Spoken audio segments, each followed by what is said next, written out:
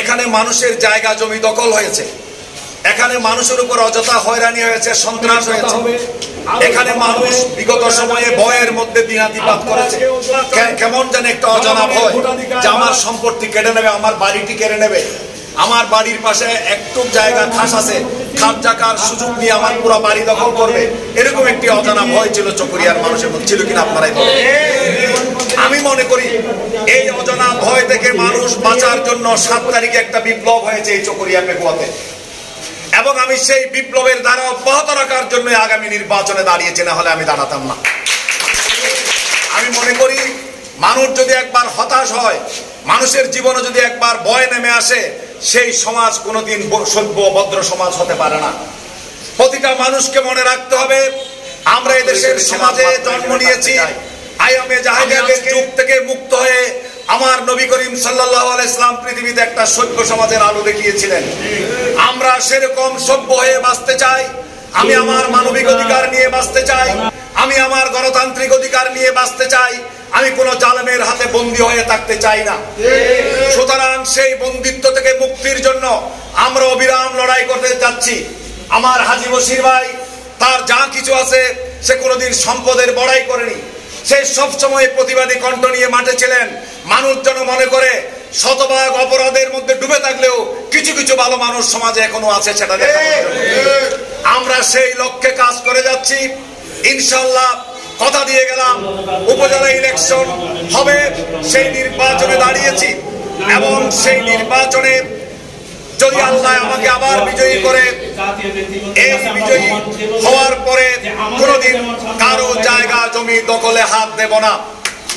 আমরা যদি বিজয়ী হই, অন্যায়ভাবে অযথা অকারণে কোনো মানুষকে মামলা দিয়ে পুলিশ দিয়ে হয়রানি করব না।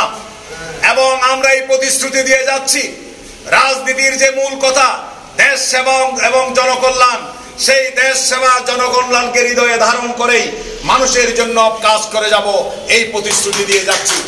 এবং আমরা এখানে আরো যারা দাঁড়িয়েছেন, আল্লাহর রহমতে গর্ব করে বলতে পারি, যখন বাছাই হলো সেখানে দেখা গেল রেজাউল করিমের নামে একটা মামলা কোনো থানায় কোনো কোর্টে নাই।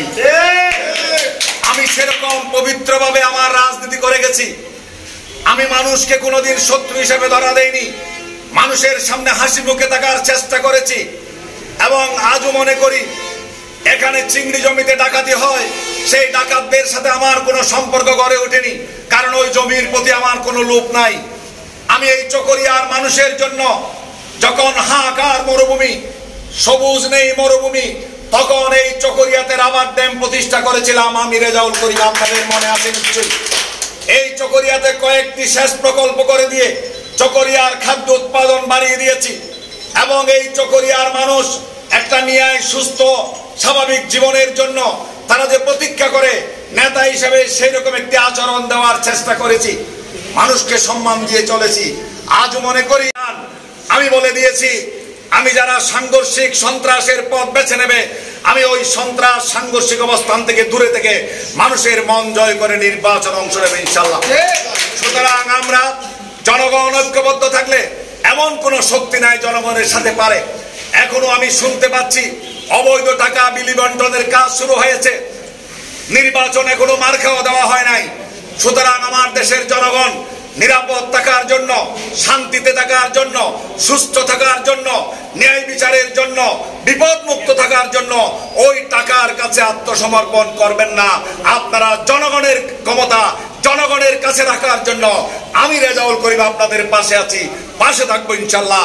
আগামী এই বার্তা দিয়ে সকলের কাছে দোয়া আছে, আগামী 2 তারিখ মার্কা দেবে, মার্কা পাওয়ার পরে আবার সাবলীল ভাবেই নির্বাচনী প্রতিযোগিতার মাঠে থাকবো, এই কথা বলে বিদায় নিচ্ছি। যারা যেভাবেই রাজনীতি করে, প্রত্যেকটা রাজনৈতিক কর্মী কিন্তু একজন দেশপ্রেমিক মানুষ।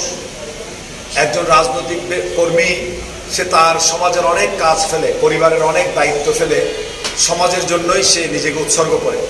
সে কারণে তার একটি বিশেষ সম্মান, তার একটি বিশেষ মর্যাদা, তার একটি বিশেষ গ্রহণযোগ্যতা থাকে।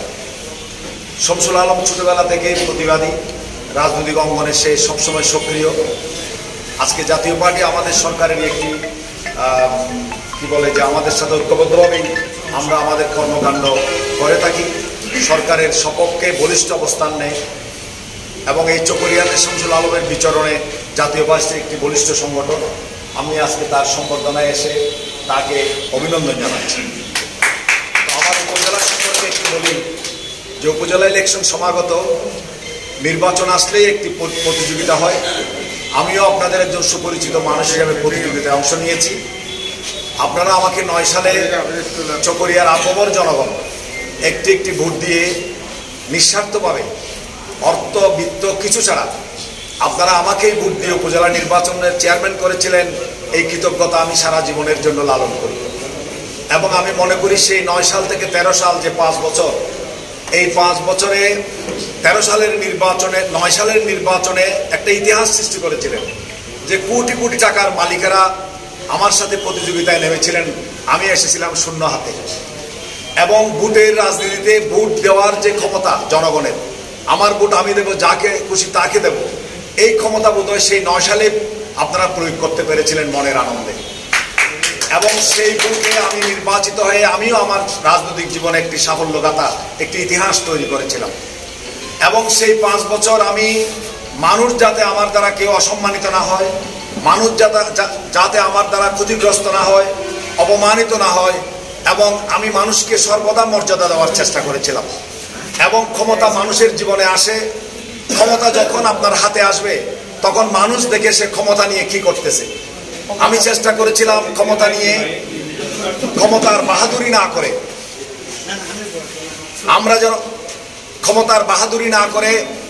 আমরা যেন ক্ষমতা পেয়ে মাথা নত করে চলি। ক্ষমতা মানুষকে দেয় পরীক্ষা করার জন্য আল্লাহ। ক্ষমতা নিয়ে কেউ গরু ছাগলের মতো, বাঘ সিংহের মতো দেখায়, আবার ক্ষমতা নিয়ে কেউ শিশুর মতো সরল হয়ে যায়। এখন কোনটা ভালো কোনটা খারাপ বাছাই করার ক্ষমতা আপনাদের হাতে। এবারও নির্বাচন এসেছে। আমি ইনশাল্লাহ এই নির্বাচনে এখনো আমি যেরকম রেজাউল ছিলাম অর্থবিত্তহীন, নাকি আমি এখনো সেরকম। আমি ক্ষমতা ব্যবহার করে, আমার দল ক্ষমতায়, আমি ক্ষমতা ব্যবহার করে একটি পয়সাও কোনো অন্যায়ভাবে অর্জন করিনি। সুতরাং এইবার ক্ষমতায় যাওয়ার বা উপজেলা চেয়ারম্যান হওয়ার সদিচ্ছার কারণটা হলো ভরসা করে, জনগণের উপর ভরসা করে, দেশের সাধারণ রিকশাওয়ালা, কুলি মজুর, সাধারণ খেটে খাওয়া মানুষের উপর ভরসা করে আমি বুটে দাঁড়িয়েছি। ইনশাল্লাহ 9 সালের মতো আরেকটি বিপ্লব চকরিয়ায় হবে আমি বিশ্বাস করি।